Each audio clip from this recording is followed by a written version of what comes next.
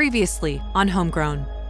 We really should get something going at the University of Minnesota. Next thing I know, I have the job and I'm coming back home. That's when I decided to go back to Minnesota to help them build their program.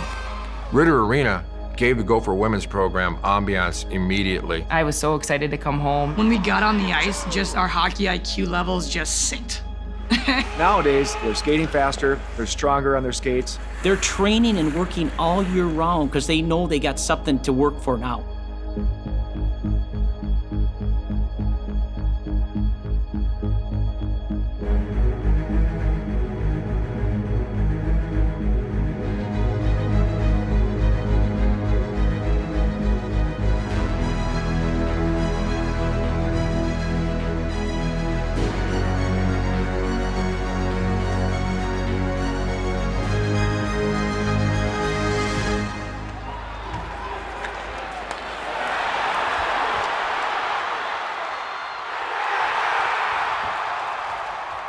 By the late 2000s, the talent of girls hockey across the state had exploded. And with it came the next wave of homegrown superstars, including Hill Murray's Hannah Brandt. Hannah Brandt was playing at a different level. Her hockey IQ was off the charts. Hannah is probably the most naturally skilled hockey player I've ever seen in my life. She's got that way of playing that no matter what she does, it looks almost super clumsy. In a corner, in a battle, it could be her versus three girls, and she's flailing around, and you're like, oh, there's no way she's coming out of there with the puck. And she does every single time.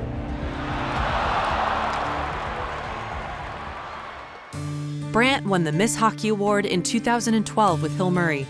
Like many before her, the young superstar was inspired to continue her career as a Gopher, where she would help make college hockey history.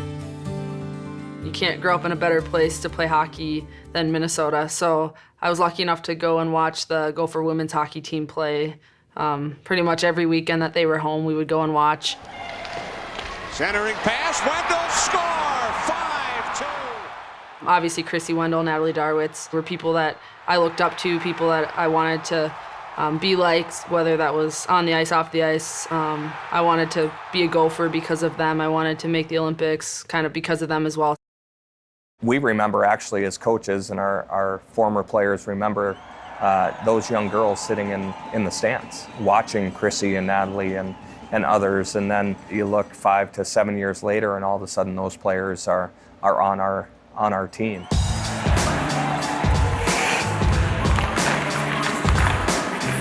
My freshman year, I think there was a pretty big culture change. I mean, the U's always been really strong, but there was just this group of girls that wanted us to be the best and the best program in the country, without a doubt. Quite frankly, the bottom was coming up, so to speak. There were more and more girls playing. There were more really good hockey players coming up. And so all of a sudden, our college team was a little deeper. I was just in awe of everything. I was so excited to put the jersey on for the first time, and then we just started winning games, and we didn't stop. You started to be able to tell that this wasn't normal, and that we didn't want to talk about it too much. It became kind of a big deal. Even just midway through the season, the media really picked up on it. Fans were starting to flood in. The game I remember the most was the quarterfinal game to get to the Frozen Four. We were playing North Dakota, who we'd beaten 5 times that year, but they were a great team. They had the Lamoureux twins on it, so not one you want to play in the quarterfinal. And 3 full overtimes. We scored with a minute left in the third overtime. I've never been more tired in my life. I don't even know if I could move after the game, and none of us could. Front, loose puck, they score!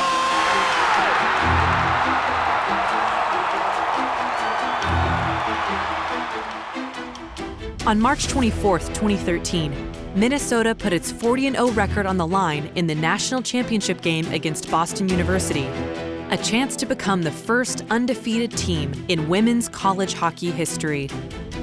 We played more nervous in the games leading up to it, probably the quarterfinals and the semifinals. But then that final game, it was like, this is it. This is, you win or lose, it comes down to national championship, now or not.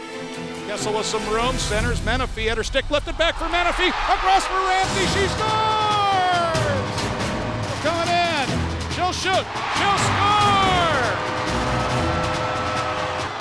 And the Gophers are back-to-back natty champs. We went 41-0 that year. We won, and Becky Cordum jumped on, was on top of me in the pile. The cages are clashing, everybody keeps piling on, and we're both crying.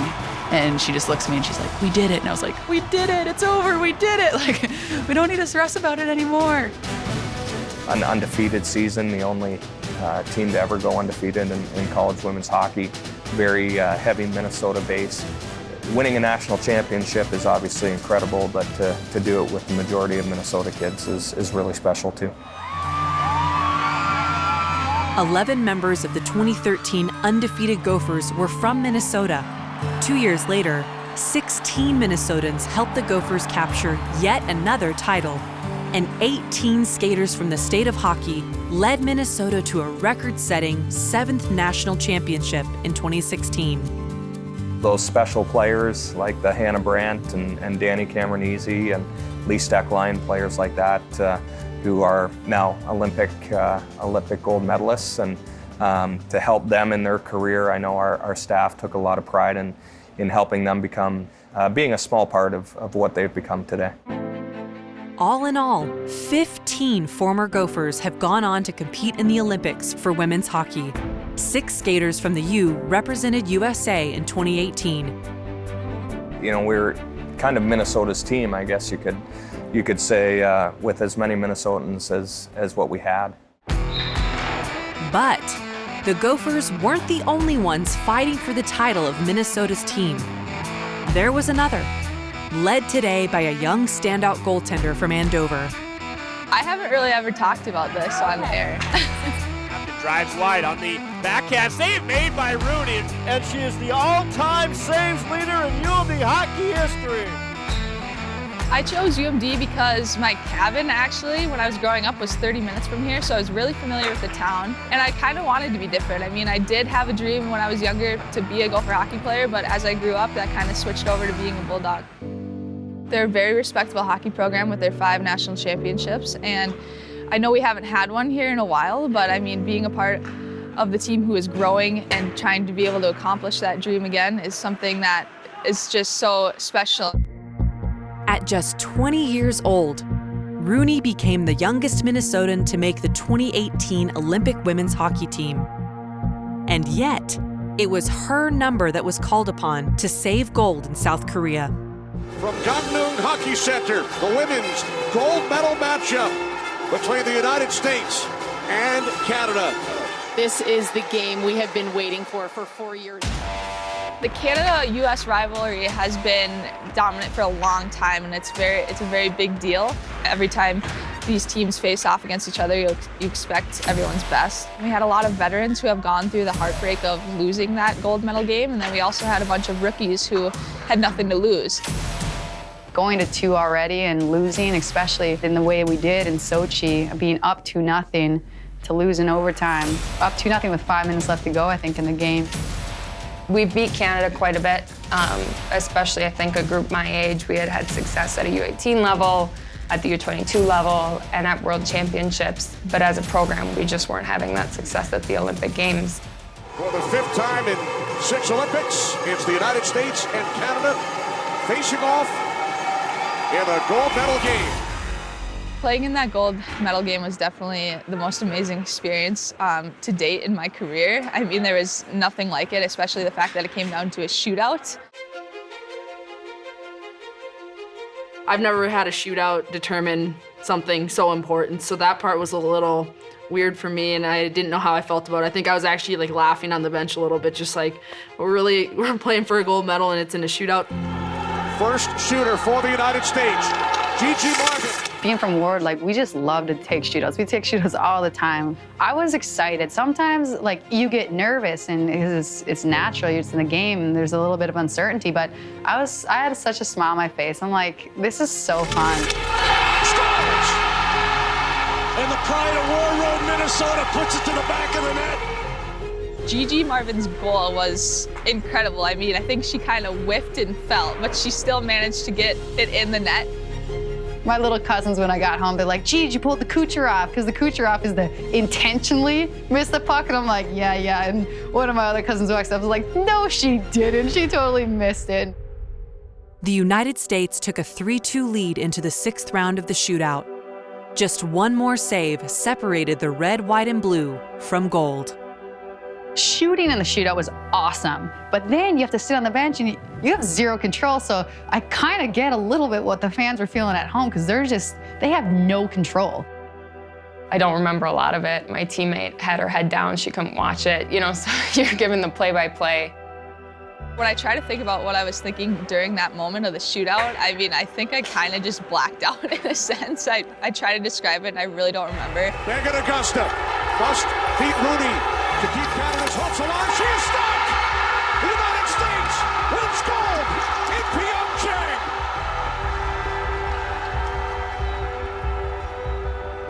I do remember all my teammates rushing at me and kind of creating that dogpile moment, and then after it was just awesome.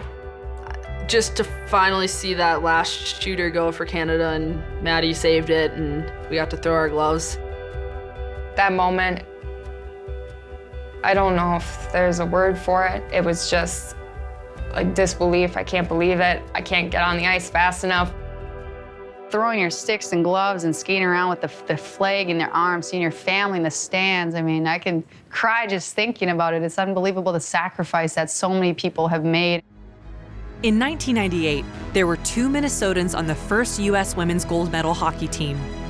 20 years later, 7 members from the state of hockey struck gold once again. Having 7 Minnesotans on the gold medal team says a lot about the development here.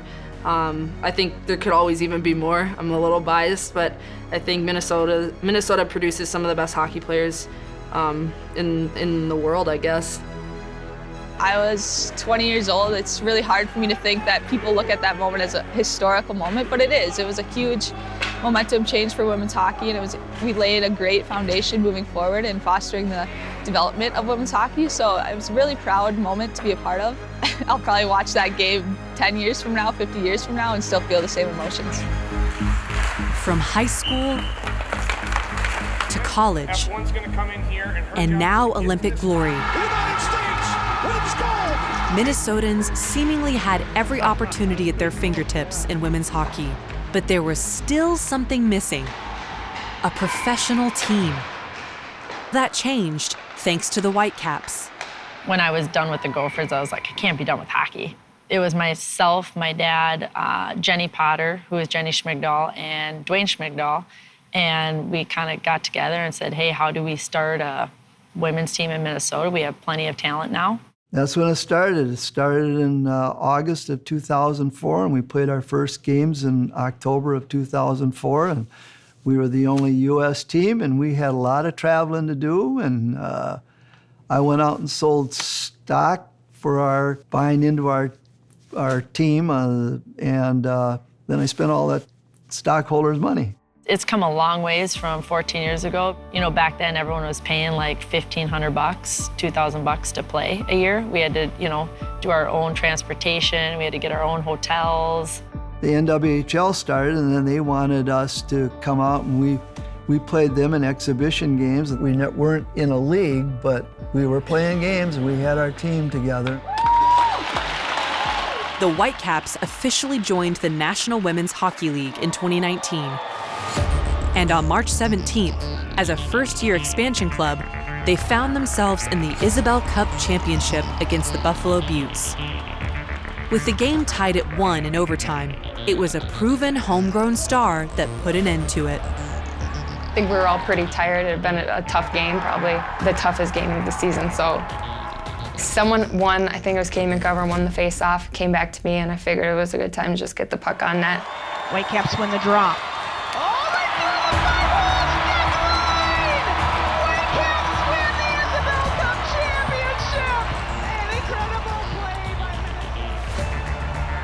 It was really exciting to see everyone, how happy we all were, I guess, but especially the girls who hadn't won a championship before. Being able to bring home a championship for the state of Minnesota Obviously, we have so much pride in that, just everything that Minnesota hockey is, and to be able to, in our first year, accomplish that. One of my favorite stories is my daughter was sitting in the stands one of the first games and was just in awe of the girls, how good they were, and just that it was professional. And she actually asked, do they actually get paid to be out there? And while we have to say, not a whole lot, and they still have jobs, but yes, this is the starting point for them. If you look at our roster, about 90% of our roster are Minnesota kids. They've grown up in Elk River or Bloomington or Roseville or Duluth or whatever. So these are players that the public is aware of. They've seen them play high school, they've seen them play college, and now they get the opportunity to see them play post-college with the Whitecaps. You gotta go to the fans, baby. It was special because of the Brote family again, because of how much work they put into it. I think it meant the most to Winnie Brote and Jack Brote. They definitely had a few tears, each of them. I think that pretty much encompassed everything that I've kind of worked through my whole life. From the time when I was a little kid, where it wasn't even heard of to play college hockey or have an Olympics or professional hockey. And I think that just kind of wrapped it all up that, these girls that are playing now have a lot more to look up to. And when they're 21, they don't have to retire and they don't have to quit hockey, and they can continue to play the game that's the greatest game. As much as we want to keep saying it's growing, we still got work to do. 25 years isn't that long. It's come so far, but got to keep working at it. There's a shot to score. It only took seconds. A big opportunity here for Warroad. She gets it. The game is tied. See her size right up front. Quick shot to score, and it is tied at 2. And she gets it by Coots. That's officially it. Breck will raise the trophy again. They are state champions.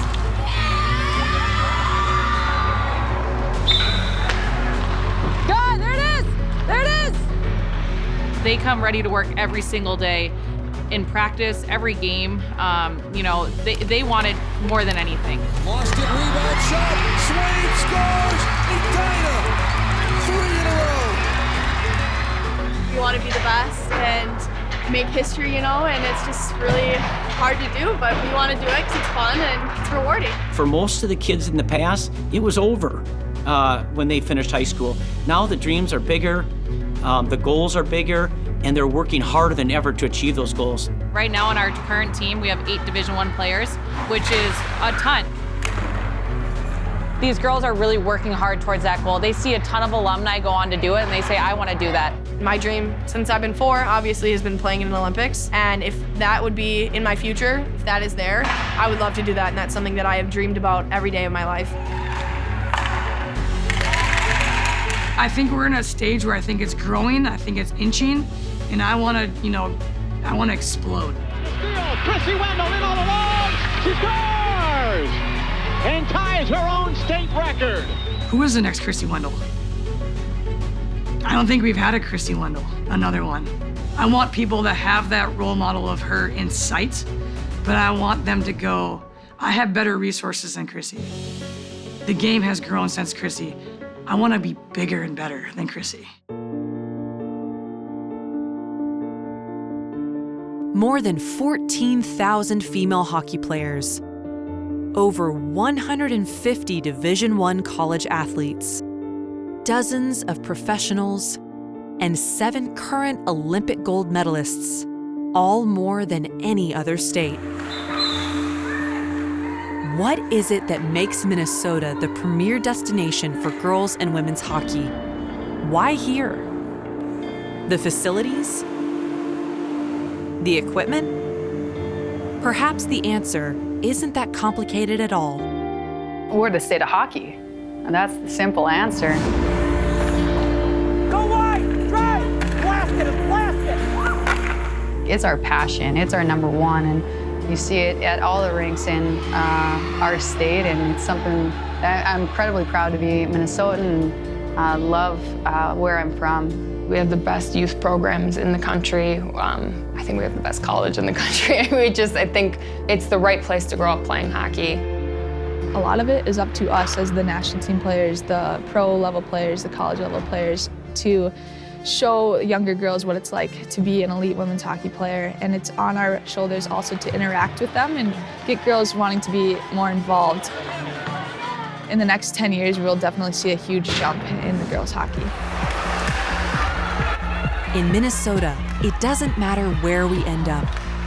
It matters where we start.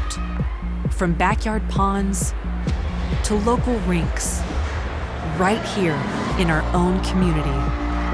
Competing for the name on the front of a jersey, not the one on the back. There's one reason why that the community-based model works and it's the best is because it gets the most girls playing. And when your numbers are the biggest at the bottom, you're gonna produce those high-end athletes at the top. The biggest mistake that we can make is get too competitive at too young of age. We don't know when the girls are 6 or 8 or 10 or even really 11, 12, how good they're gonna be when they're 16, 17. And so keeping them all together as a group, playing together, enjoying the game, keeps our numbers healthy. And then it makes our high school programs healthier and it allows more players just to continue playing the game all the way up. Minnesota is special in the sense that we can play for our communities growing up, and you can go to high school and play in the Minnesota State High School League. That's what you train for all year, is for these 3 months that you get to play for your high school team. You can do all the AAA stuff outside of that, but you can live in Minnesota, stay with your friends, your family. You don't have to travel all over the country to play. I think we're really lucky to have that here, and I'm happy I was able to be a part of it. So high school hockey is instrumental here to be able to go to your local rink and see your high school team play, to have role models, to have people to look up to. There's just so much pride in that in Minnesota. Like, I'm proud to say my hometown is Egan. That makes me proud. You can see me smiling just even thinking about playing for Warroad. I mean, even just going back, I grew up skating with the players who have been there and done that, and now I get to go back and look and say, just kind of think to myself, wow, one of you guys is gonna make it, 2 of you, 3 of you, who knows how many, but it's not a question of if, it's just a question of who.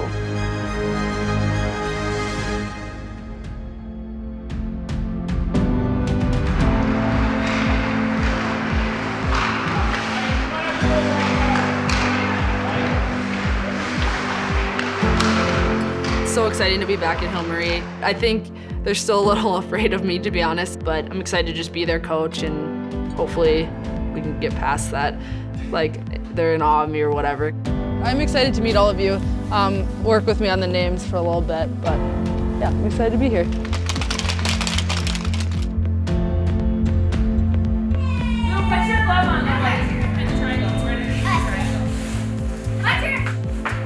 I thought competing and being an athlete was tough, but man, being a parent is, it's tough some days, but honestly, I wouldn't trade it. It's awesome. To be able to watch them and be able to see them build their friendships, playing an all-girls team, to be able to do what they want to do and not even have anybody question why they're doing it, and it's cool. It's cool to be a female athlete now, and I think that's awesome. While you guys stretch on every day before a game, we'll do question of the day. Question of the day. Today, Peyton will start. Everyone will go around and answer it so that we can get to know each other better, maybe share a few laughs. I feel like to be challenged, it should make your palms sweaty and give you a little bit of goosebumps and butterflies, and hockey certainly still does that for me, and I love going to the rink every day in full circle. Now I'm behind the bench and impacting and influencing others. This is a different challenge for me, and it gets me out of my comfort zone, and it also puts a huge smile on my face. Be ready for it, make the puck sweat. Jumping into drills out here with my handling team, I still do that, and they're like, how are you old and still can score and you don't have the hardest shot? It's like, well, I know where to be and at the right time. And we do these exercises so we can teach you that.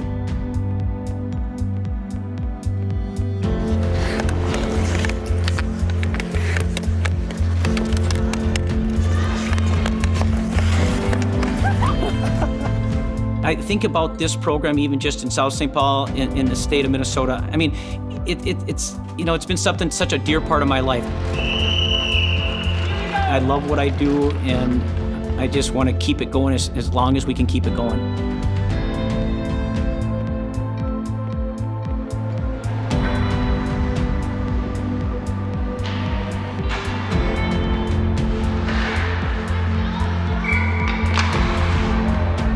I think it's just the rink rat in me that doesn't want to be done with it. Just because as a kid growing up, I mean, there's nothing better than playing hockey, whether it's shinny hockey or competitive. And the fact that I could still play competitive is like, why wouldn't I? I created my own competition within myself. And those people that were going to doubt me, that tell me I can't, and I will.